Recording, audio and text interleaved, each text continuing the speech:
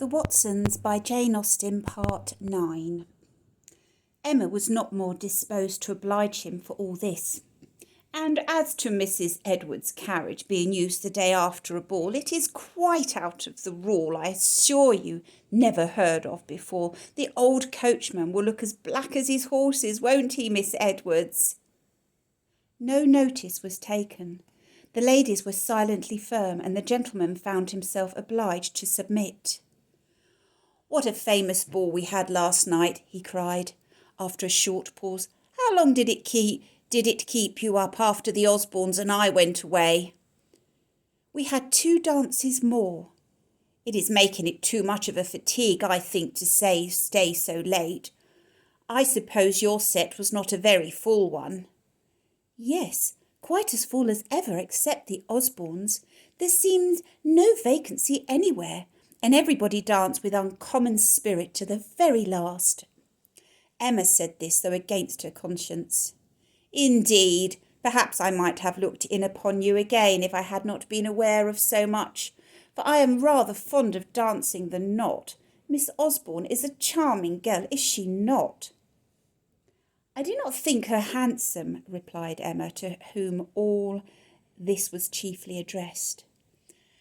"Perhaps she is not critically handsome, but her manners are delightful, and Fanny Carr is a most interesting little creature, and you can imagine nothing more naive and piquant. And what do you think of Lord Osborne, Miss Watson?" "That he would be handsome even though he were not a lord, and perhaps better bred, more desirous of pleasing and showing himself pleased in the right place." "Upon my word, you are severe upon my friend. I assure you Lord Osborne is a very good fellow." "I do not dispute his virtues, but I do not like his careless air." If it were not a breach of confidence," replied Tom with an important look, "perhaps I might be able to win a more favourable opinion of poor Osborne." Emma gave him no encouragement, and she was obliged to keep his friend's secret. He was also obliged to put an end to his visit, for Mrs. Edwards, having ordered her carriage, there was no time to be lost in Emma's side in preparing for it.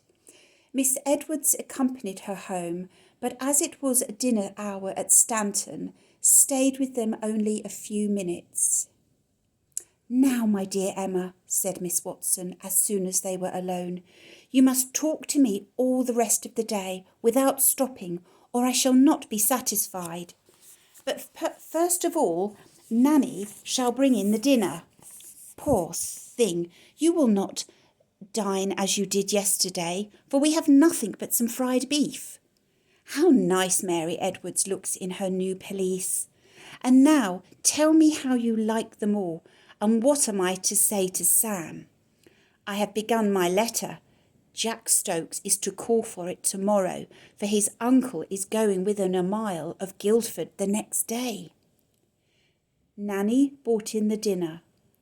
"We will wait upon ourselves," continued Elizabeth, "and then we shall lose no time. And so you would not come home with Tom Musgrave?" "No, you had said so much against him that I could not wish either for the obligation or the intimacy which the use of his carriage must have created. I should not even have liked the appearance of it." "You did very right, though I wonder at your forbearance, and I do not think I could have done it myself. He seemed so eager to fetch you that I could not say no, though it rather went against me to be throwing you together, as well as I knew his tricks, but I did long to see you, and it was a clever way of getting you home. Besides, it won't do to be too nice. Nobody could have thought of the Edwardses letting you have their coach after the horses being out so late. But what am I to say to Sam?" "If you are guided by me, you will not encourage him to think of Miss Edwards. The father is decidedly against him. The mother shows him no favour, and I doubt his having any interest with Mary. She danced twice with Captain Hunter, and I think shows him in general as much encouragement as is consistent with her disposition and the circumstances she is placed in. She once mentioned Sam, and certainly with a little confusion, but that was perhaps merely owing to the consciousness of his liking her, which may very probably have come to her knowledge. Oh dear, yes, she has heard enough of him from us all. Poor Sam!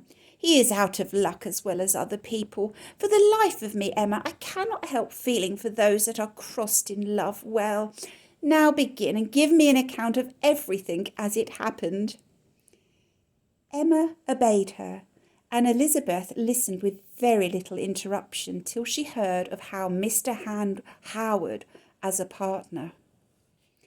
Dance with Mr. Howard? Good heavens, you don't say so. Why, he is quite one of the great and grand ones. Did not you find him very high? His manners are of a kind to give me much more ease and confidence than Tom Musgrave's.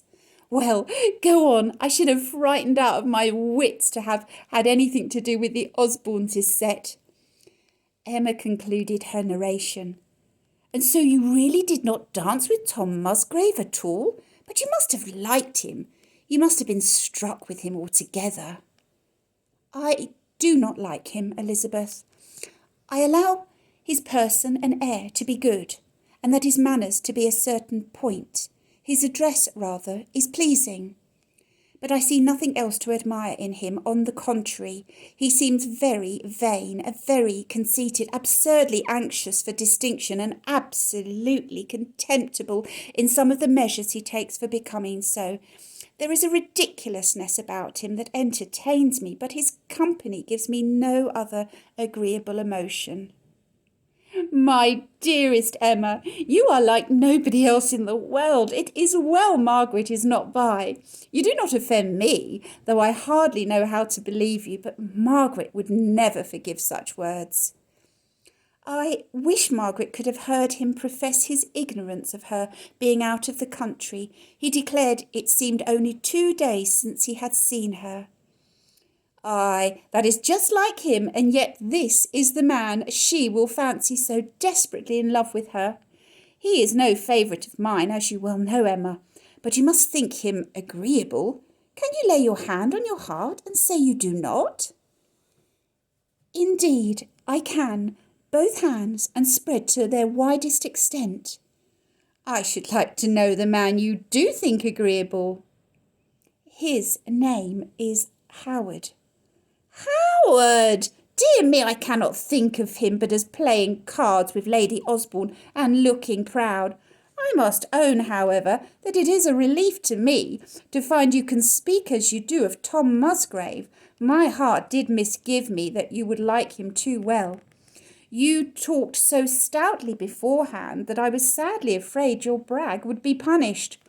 I only hope it will last, and that he will not come on to pay you much attention. It is a hard thing for a woman to stand against the flattering ways of a man when he is bent upon pleasing her. End of part 9.